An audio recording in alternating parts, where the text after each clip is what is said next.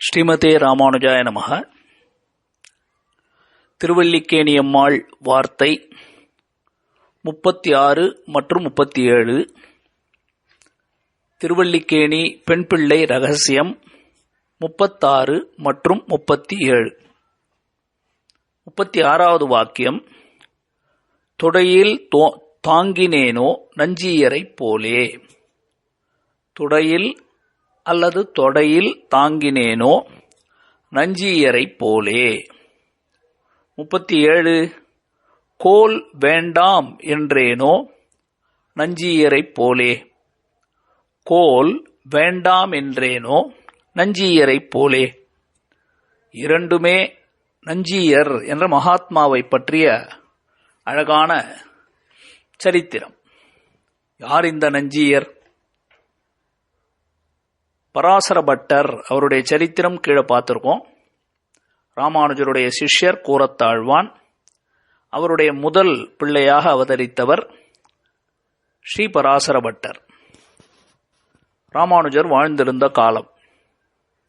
ராமானுஜருக்கு எத்தனையோ சிஷ்யர்கள் இருக்கலாம். ஆனால் ராமானுஜர் சுற்று வட்டாரத்தில் வெளி உலகத்திலேயும் யாரெல்லாம் வேதாந்தத்திற்கு அருளிச் செயலுக்கு தகுந்தவர்கள் அப்படின்னு எப்போ நோட்டம் விட்டு கொண்டே இருப்பார். அப்பொழுது அவருக்கு ஒரு விஷயம் தெரிய வருகிறது. மேலக்கோட்டை திருநாராயணபுரத்திலே மாதவாச்சாரியார் அப்படின்னு ஒருத்தர் இருக்கார். பெரிய வேத விற்பனரா இருக்கார். யார் வந்தாலும் அத்வைத பரமாக, அதாவது ஆதிசங்கர பகவத் பிரபுபாதர் கூறியபடியாக வேதத்திற்கு பொருள்களை சொல்லி எல்லாரையும் ஜெயித்து கொண்டு இருக்கிறார். அந்தந்த இடத்துல உமக்கு என்ன பேசணுமோ அதுக்கேற்ற மாதிரி சிம்மாசனங்கள் ஆசனங்களை போட்டு வச்சிருப்பாராம். ரிக்வேதத்திற்கா, யஜுர்வேதமா, சாமவேதமா, அதர்வண வேதமா, இதிகாசமா, புராணமா, எதுல விசாரம் என்ன பண்ண போறோமோ அதுக்கு அங்க உட்கார்ந்து வாதிடக்கூடிய அளவுக்கு ரொம்ப பிரசித்தி பெற்றவராக இந்த மாதவாச்சாரியார் இருந்தார். ராமானுஜருடைய கொஞ்சம் வயது முதிர்ந்த காலம். அவர் பராசர பட்டர் இவரை பார்த்து சொல்றார், பட்டரே, அந்த மாதவாச்சாரியாரை திருத்தி பணிகொண்டு அவரை போய் கொஞ்சம் கரெக்ட் பண்ணி அவரை கொஞ்சம் சரி பண்ணி கொண்டு, அவர் நல்ல ஞானம் இருக்கு, ஆனால் அதை தவறான விஷயத்துக்கு பயன்படுத்தி கொண்டிருக்கார், தவறான அர்த்தங்களை சொல்லிக் கொண்டிருக்கார், அவரை கொஞ்சம் திருத்தி விசிஷ்டாத்வைதபரமாக அவர் பேசும்படியாக அவரை மாற்றி நம் சம்பிரதாயத்திற்கு கொண்டு வந்து விடுங்கள் அப்படின்னு சொன்னார் ராமானுஜர். காத்து கொண்டிருந்தார் பராசர பட்டர். முதல்ல தன்னுடைய சிஷ்யர்களை அனுப்பி நஞ்சியர் எப்படிப்பட்டவர், என்ன நடக்குதுன்றதெல்லாம் பார்த்துக்கிட்டார். அவர்களை பார்த்து அப்படி பேசும்போது மெல்லமா அவர்கள், உங்க ஆச்சாரியனுக்கு என்னென்ன தெரியும் அப்படின்னு அங்க இருக்கிறவங்க கிட்ட பேச, அவங்க பாட்டுக்கு எல்லாத்தையும் சொல்றாங்க. வேதம் தெரியும், வேதாந்தம் தெரியும், இதிகாசம், புராணம், தர்க்கம், மீமாம்சை, என்னென்னவோ சொல்றாங்க.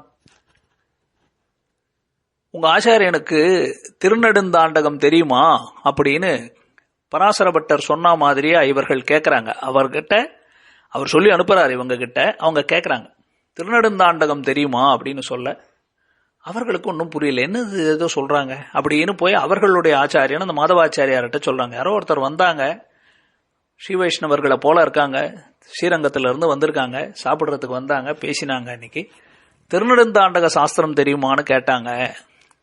ஓ, அது என்னவோ இருக்கும் அப்படின்னு இவரை கவனிக்கல. இப்போ பராசர பட்டரே அந்த இடத்துக்கு போறார், மேலக்கோட்டைக்கு. அவர் ரொம்ப பெரிய வேதாந்தி, தினப்படி பெரிய அன்னதானம்லாம் பண்ணுவார். அதுக்கப்புறமா தான் தர்க்கத்துக்கெல்லாம் போவார்.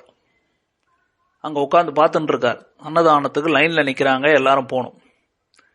இவர் என்ன பண்ணார், நேராக பராசர பட்டர் இவ்வளோ பெரியவர் அமைதியாக போய் அன்னதானத்துக்கு போகிற லைனில் போய் நின்றுட்டார். கியூவில் வரிசையில் போய் நிற்கிறார். கிட்ட வந்த உடனே உள்ள போன இல்லை அன்னதான கூடத்துக்கு, அதுக்கு போகாம அங்கே நின்றுகிட்டு இருக்கிற நஞ்சியர்கிட்ட நேராக போனார். நஞ்சியர் பார்த்து சொன்ன, யார் நீர், இங்கே ஏன் வரீர், சாப்பிடணுமா, பசிக்குதா, அது போவோம், அங்கே பிரசாதம் போடுறாங்கோ, அன்னதான கூடம் அங்கே இருக்கு, போங்கோ அப்படிங்கிறார்.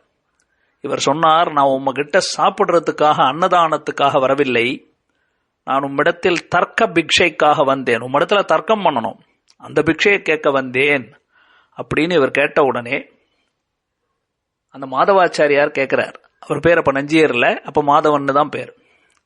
நீர்தான் திருநெடுந்தாண்டகம் சாஸ்திரம் அறிந்தவரோ அப்படின்னு பளிச்சுன்னு கேட்டார். இப்படி தைரியமா வந்து கேட்கணும்னா என்ன தெரிஞ்சிருக்கணும் இல்லையா? ஆம் அப்படின்னு சொல்ல, அதுக்கப்புறமா பராசர பட்டர் தன்னுடைய வேதாவிலாசத்தால பேசி அவருடைய அத்வைதபரமான தவறுகளை எடுத்து காட்டி விசிஷ்ட அத்வைதபரமாக அவரை புரிய வைத்து இவருடைய ஞானத்தையும் மேதாவிலாசத்தையும் வாக்குவாதம் பண்ற அந்த துணியையும் பார்த்து அப்பவே மயங்கி விட்டார். பராசர பட்டருக்கு சிஷ்யன் ஆயிட்டார் இந்த மாதவாச்சாரியார். பராசர பட்டர் அவர் ஜெயிச்சிட்டார். அப்பவே கூப்பிட்டுக்கல, நேரா கிளம்பி ஊருக்கு வந்துட்டார். சரி சரி, இனிமே தவறா இப்படி எல்லாம் பண்ணாதையும், இதை நல்லா கத்துக்கொண்டிரும் அப்படின்னு சொல்லி கொடுத்துட்டு வந்துட்டார் ஸ்ரீரங்கத்துக்கு. நஞ்சியருக்கு பராசர பட்டரை பார்த்து அவரிடத்துல பழகினது, வாதம் பண்ணது, அவர் சொல்லிக் கொடுத்தது, அவரெல்லாம் பார்த்து இவரால் அவரை விட்டு பிரிஞ்சிருக்க முடியல. ஆச்சாரியன் இடத்துல அவ்வளவு ஈடுபாடு வந்துடுச்சு. மனைவிகள் இதுக்கு ஒத்து போகல. பார்த்தார், நம்ம கிட்ட இருக்க செல்வம் இந்த சொத்து சுகத்துக்கு தானே இவர்கள் எல்லாம் இருக்காங்க அப்படின்னு தன்னிடத்துல இருந்த சொத்து சுகங்கள் செல்வத்தை எல்லாம் 3ஆக பிரிச்சார். பிரித்து தனக்கு 2 மனைவிகள், அவருக்கு 2 மனைவிகளுக்கு 2 பாகத்தை கொடுத்து தான் ஒரு பாகத்தை எடுத்துக்கிட்டார். அப்ப மொத்தமா இருந்த சொத்தை 3ஆக பிரித்து 2 மனைவிகளுக்கு ஒரு பாகத்தை கொடுத்து இன்னொரு பாகம் தனக்கு ஆச்சாரிய கைங்கரியத்துக்கு என்று அதை எடுத்துக்கொண்டு நேரா வரார். வர்ற வழியில அனந்தாழ்வான், இப்பதானே பார்த்தோம், பெரியவர் அவர் இப்போ வயசுல, இப்பதான் போன வாக்கியத்துல கூட பார்த்தோம் இல்லையா, திருமலை அனந்தாழ்வான பார்க்கிறார். அவர் கேட்கிறார், என்ன ஐயா மாதவாச்சாரியார் திடீர்னு சந்நியாச ஸ்வீகாரம் பண்ணிண்டீர்? அதான் மனைவி மக்களை விட்டு சந்நியாச ஸ்வீகாரம் எடுத்துக்கிட்டார், சன்னியாசி ஆயிட்டார், துறவி ஆயிட்டார். எதுக்கு துறவி ஆயிட்டீர், ஏன் சந்நியாச ஸ்வீகாரம் பண்ணிண்டீர் அப்படின்னார். இல்ல, எனக்கு வாழ்க்கையில வெறுத்து விட்டது, மனைவி மக்களோட வாழல, ஆச்சாரிய கைங்கரியத்துக்காக போய்கொண்டிருக்கிறேன் அப்படின்னார். அவர் அப்பயே சொன்னார், நீர் ஆச்சாரிய கைங்கரியத்துக்கு போகும்போது சந்நியாச ஸ்வீகாரம் எடுத்துக்கிட்டு தான் போனோம்னு யாராவது சொல்லியிருக்கா என்ன? அப்பதான் மோட்சம் கிடைக்கும்னு யாராவது சொன்னாங்களா உமக்கு? இருக்கிறபடி போனா மோட்சம் கிடைக்காதா? ஆச்சாரியன் கிருபையால மோட்சம், பகவான் கிருபையால மோட்சமே தவிர நீர் எடுத்துக்கிற ஆசிரமத்தினாலேயா மோட்சம்? வியர்த்த போது குளித்து, பசித்த போது புசித்து, பட்டர் திருவடிகளே தஞ்சம் என்று இருந்தால் நம்பெருமாள் உமக்கு மோட்சம் கொடுக்க மாட்டாரா அப்படின்னு கேட்க அவர் திகைச்சு போயிட்டார். அப்ப கேட்டார், சுவாமி என்ன பண்றது, சன்னியாச ஸ்வீகாரம் எடுத்துக்கிட்டா திருப்பி அதை ரிவர்ஸ் எல்லாம் பண்ணக்கூடாது. அப்ப அவர் சொல்றார், நான் ஏன் சொன்னேன் தெரியுமா, நாளைக்கு நீர் கைங்கரியம் பண்ணும் போது ஆச்சாரியனுக்கு நீர் உயர்ந்த ஆசிரமத்தில் இருக்கிறீர். ஆசிரமத்தில் எப்பவுமே முதல்ல பிரம்மச்சரியம், அடுத்தது கிரகதாசிரமம், அதற்கு அடுத்தது சந்நியாச ஆசிரமம், வானப்பிரஸ்தம், இதெல்லாம் சொல்றோம். அப்போ கிரகசாசிரமம்னு ஒரு குடும்ப வாழ்க்கை வாழ்பவனை விட சந்நியாசி என்பவன் உயர்ந்த நிலையில இருக்கிறான். ஆசிரமத்தின்படி உயர்ந்த நிலையில இருக்கக்கூடிய ஆசிரமத்தில் இருக்கிறவன் அடுத்த நிலையில தனக்கு தாழ்ந்த நிலையில இருக்கிறவர்களுக்கு தொண்டு செய்யக்கூடாது. இது மனு தர்ம சாஸ்திரம், இப்படிதான் எல்லாம் சொல்லுகிறது வழக்கம்.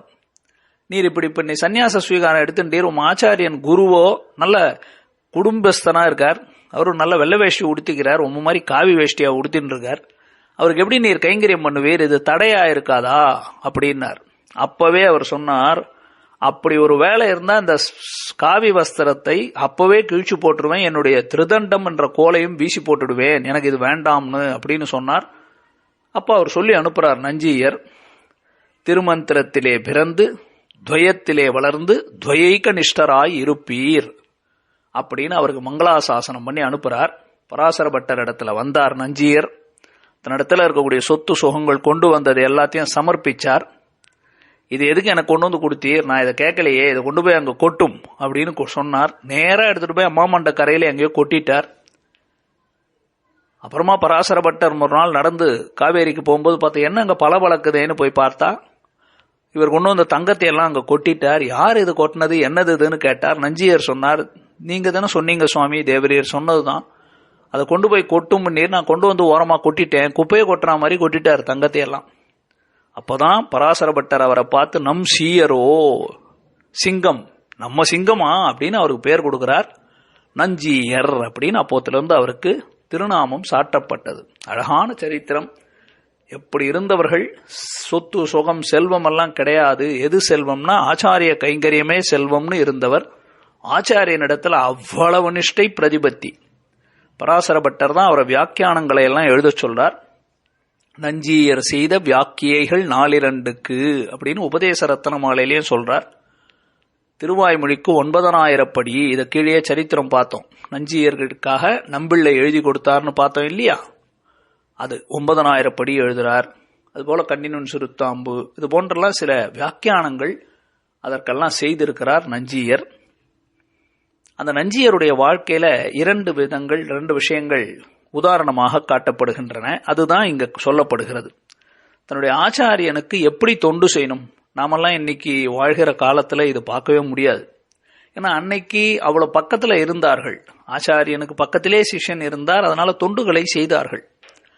இன்னைக்கு ஆச்சாரியன் எங்கேயோ இருக்கார், நாம எங்கேயோ இருக்கோம். நம்ம வாழ்க்கை முறையே வேற, அவர்கள் இருக்கிற இடம் வேற, நாம தொண்டுலாம் செய்யறதே இல்லை. எவ்வளவு அழகான விஷயம் பாருங்கோ. பராசர பட்டர் ஒரு தடவை நடந்து போனார். ரொம்ப தூரம் எங்கேயோ வெளியில போய்கொண்டிருக்கிறார்கள். ஒரே அசதி, ரொம்ப நேரம் அசதி ஆனதுனால பராசர பட்டர் படுத்துக்கும் போது தன்னுடைய நஞ்சியர் என்ற சிஷ்யர் பக்கத்துல இருக்கார். சந்நியாச ஸ்வீகாரம் பண்ணிக்கிட்டவர். அவர் மடியிலே இவர் தலையை வச்சு படுத்துக்கிட்டார். ஆயாசத்துல தூங்கிட்டார். ரொம்ப நேரம் தூங்கிட்டார். இவ்வளவு நேரம் தூங்கினாலும் எந்த இடத்துல எப்படி படுத்தாரோ அதே நிலையில அந்த நஞ்சியர் அந்த இடத்துல அப்படியே உட்கார்ந்துருக்கார். தொடைய அசைக்கவே இல்லை. தொடைய அப்படியே தாங்கி பிடிச்சுட்டு இருக்கார். ஏன்?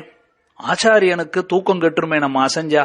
நாம கூட உட்கார்ந்தாவே ஒரு 5 நிமிஷம் நம்மளால ஒரு இடத்துல உட்கார முடியுதா? காலை இப்படி அசைப்போம், அங்க அசைப்போம், இங்க அசைப்போம். ரொம்ப நேரம் உட்காந்துட்டா கால் தூங்கிடுச்சு, திமிர் பிடிச்சிடுச்சு அப்படின்னு சொல்லுவோம்ல. அவர் பாட்டுக்கு இருக்கார், மணிக்கணக்கா அப்படியே அசையாம உட்காந்துட்டு இருக்கார். இப்படிதான் விஸ்வாமித்திரர் இடத்திலே கர்ணன் அவருக்கு கைங்கரியம் பண்ணி அவரிடத்துல அஸ்திரத்தை வாங்கினார். முக்கியமான நேரத்துல நீ மறந்துடுவாய் அப்படின்னு ஒரு சரித்திரம் இருக்கு தெரியுமா? அப்படி இருந்திருக்கார். இவர் பாட்டுக்கு அமைதியா இருக்கார், அசையவே இல்லை. பராசர பட்டர் விழிச்சு எழுந்தார். என்ன ஆச்சு, எவ்வளவு நேரம் நான் தூங்கிட்டு இருக்கேன் அப்படின்னார். சுவாமி கிட்டத்தட்ட இவ்வளவு நேரமா தூங்கிட்டு. இவ்வளவு நேரம் தூங்கினானா? அது சரி, உமக்கு தொட வலிக்கலையா? அசைக்கவே இல்லையே நீ தொடையே, அப்படியே வச்சிருந்தீரே. உம தொட அசைஞ்சிருந்தா நான் எழுந்துட்டு இருப்பனே, ஏன் அசைக்கவில்லை அப்படின்னார். நீர் எழுந்திருவீரே, உமக்கு இது தடங்களா போயிடுமே உங்க தூக்கத்துக்கு, அதனாலதான் தொடையை அசைக்கவில்லை அப்படின்னு சொன்ன உடனே பராசர பட்டருக்கு ஒரே ஆனந்தம். உமக்கு நான் என்ன பரிசு கொடுக்கறது, இப்படி ஒரு ஆச்சாரியனுக்கு கைங்கரியம் பண்ணியிருக்கிறே அப்படின்னு கூப்பிட்டு திரும்பவும் அவருக்கு துவயமந்திரத்தை உபதேசித்தார். இருக்கிறதுல மிக உயர்ந்தது எது? சொத்து, சொகம், காசு, பணம் இல்ல, துவயமகாமந்திரம். அந்த மகாமந்திரத்தை திரும்பவும் ஒரு முறை அவருக்கு உபதேசித்தார் அப்படிங்கிறது ஒரு சரித்திரம். இப்ப நம்ம கீழே அனந்தாழ்வான் சரித்திரத்துல ஒரு கதை பார்த்தோம் இல்லையா? நீர் தொண்டு செய்யணும்னா ஆச்சாரியன் உங்க குரு, அவர் வெள்ளை வேஷ்டி கட்டியிருக்கார், நீர் காவி வேஷ்டி கட்டின்னு இருக்கீர். நீர் உயர்ந்த ஆசிரமமான சந்நியாச ஆசிரமத்தில் இருக்கீர். அவர் குடும்பம் செய்யக்கூடிய மனைவியோட வாழக்கூடிய கிரகதாசிரமத்தில் இருக்கிறார். உம்ம தொண்டு செய்ய விட மாட்டாரே, தடங்களா இருக்குமே அப்போ சொன்னார் இல்லையா? அது நடந்தே விட்டது ஒரு தடவை. கைசிக புராணம் வாசித்தார். கீழே பார்த்தோம் இல்லையா? பராசர பட்டருக்கு பெருவீடு தந்தோம் அப்படின்னு நம்பெருமாள் அவருக்கு பரமபதத்தையே கொடுத்துட்டான் பராசர பட்டருக்கு, அவர் கைசிக மகாத்மியம் சொன்னதை கேட்டு.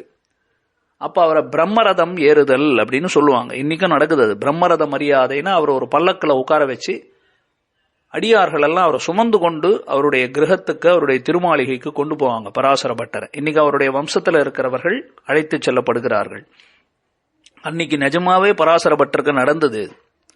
எல்லாரும் எழுந்தொருளை பண்ணி பராசர பட்டரை பல்லக்கில் அவருக்கு மோட்சத்துக்கு போறார், அதனால திருமாளிகைக்கு கூட்டு போறோம்னு உடனே பகவானுடைய ஆக்ஞை ஆணைன்றதுனால எல்லாரும் பராசர பட்டரை அவர் நம்ம தோல்ல தூக்கணும்னு எல்லாருமா சிஷ்யர்கள் முட்டி மோதி கொண்டு வர, நஞ்சியர் அப்போ பெரிய வித்வான், அவர் பெரிய ரொம்ப பிரபலமாயிட்டார். ஆனா இவர் என்ன பண்றார், நம்ம ஆச்சாரியனுக்கு இப்படி கிடைச்சதுன்னு சொல்லி ஒரு கையில திருதண்டத்தை இந்த கையில மாத்திக்கிட்டு அந்த ஸ்ரீபாதம் தாங்கணும் இல்லையா, ஸ்ரீபாதம் தாங்கிகள்னா அவர் மேல உட்கார வச்சு பல்லக்க ஒரு கோல்ல தூக்குவாங்க இல்லையா, தோல்ல வச்சு தான் போய் தோல் கொடுக்க போனார்.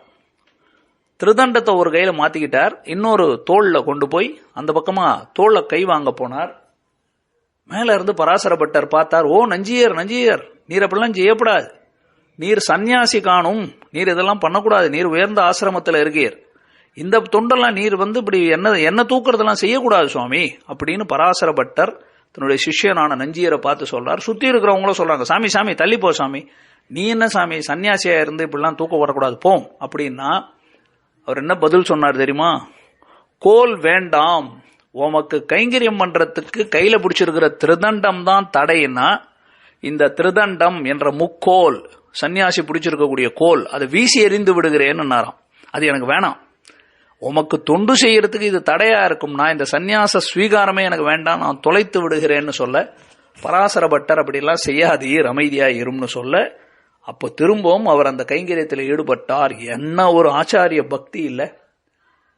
ஆச்சாரியன் நான் பெரியவன் வித்வான் வேதாந்தின்னு நினைவில்லாமல் ஆச்சாரியனுக்காக தன்னுடைய சந்நியாச ஸ்வீகாரத்தை வேண்டுமானாலும் தகர்த்து எறிவேனே தவிர, திருதண்டம் என்ற முக்கோலை வீசி எறிவேனே தவிர ஆச்சாரிய கைங்கரியத்துக்கு எது தடையாக இருந்தாலும் அது ஏற்றுக்கொள்ள மாட்டேன் என்று நஞ்சியர் பராசர பட்டரிடத்துல காட்டின இந்த பக்தி இருக்கிறதே, அவங்க 2 பேருக்குள்ள நடந்த பல இடங்கள்ல வியாக்கியானங்கள்ல பார்த்தோம்னா நஞ்சியர் கேட்க பட்டர் இப்படி பதில் சொன்னார் அப்படின்னு பல இடத்துல பார்க்கலாம். அப்படி ஒரு ஆச்சாரிய பிரதிபக்தியோடு வாழ்ந்தவர் நஞ்சியர். அதனால முதல்ல பார்த்தது தொடையில் தாங்கினேனோ நஞ்சியரை போலேன்னா, பராசர பட்டர் தூங்குற வரைக்கும் ஆச்சாரியனுக்கு கைங்கரியம் பண்றதுக்காக தன்னுடைய தொடையை அசைக்காம உட்கார்ந்து இருந்தார்ல அது. 2வது கோல் வேண்டாம் என்றேனோ, எனக்கு திருதண்டம் என்ற இந்த முக்கோலே வேண்டாம், வீசி எரிஞ்சிருவேன், உம்ம கைங்கரியத்துக்கு உமக்கு தொண்டு செய்யறதுக்கு இது தடையாக இருந்தாள் என்று சொன்னார் நஞ்சியர். இந்த 2 சரித்திரங்கள் பல இடங்கள்ல குரு பரம்பரையில இது போல சரித்திரங்களை பார்க்கிறோம். இன்னைக்கு வாழ்க்கையில இதெல்லாம் நம்ம கடைபிடிக்க முடியுமா என்று கேட்டால் அவர்கள் சிந்தித்து பார்ப்பது. 36வது வாக்கியம், தொடையில் தாங்கினேனோ நஞ்சியரை போலே. 37வது வாக்கியம், கோல் வேண்டாம் என்றேனோ நஞ்சியரை போலே. நஞ்சியர் திருவடிகளே சரணம். இப்ப அடியன் சொன்னதுதான் அப்படியே இந்த வாழி திருநாமத்தில் இருக்கு. நஞ்சியருடைய வாழி திருநாமம், தெண்டிரை சூழ் திருவரங்கம் செழிக்க வந்தோன் வாழியே, சி மாதவன் என்னும் செல்வனார் வாழியே, பண்டை மறை தமிழ்ப்பொருளை பகர வந்தோன் வாழியே, பங்குனியில் உத்தரநாள் பாருதித்தான் வாழியே, ஒண்டொடியால் கலவிதனை ஒழித்திட்டான் வாழியே, 9,000 பொருளை ஓதுமவன் வாழியே, என் திசையும் சீர்பட்டர் இணையடியோன் வாழியே. எவ்வளவு அழகா இருக்கு பாத்தீங்களா வாக்கியம். என் திசையும் 8 திசையிலும் சீர்பட்டர் இணையடியோன், ஸ்ரீபட்டர் பராசர பட்டருடைய திருவடித்தாமரையாகவே அவருடைய பாதுகைகளாக இருந்தவர் வாழியே, எழில் பெருகும் நஞ்சியர் இனிதூழி வாழியே. நஞ்சியர் திருவடிகளே சரணம். அடுத்து 38வது வாக்கியம், பாதுகமாக பெற்றேனோ தாசரதியைப் போலே. பாதுகமாக பெற்றேனோ தாசரதியைப் போலே. அடுத்த பதிவிலே அனுபவிப்போம். ஸ்ரீமதே ராமானுஜாய நமஹ.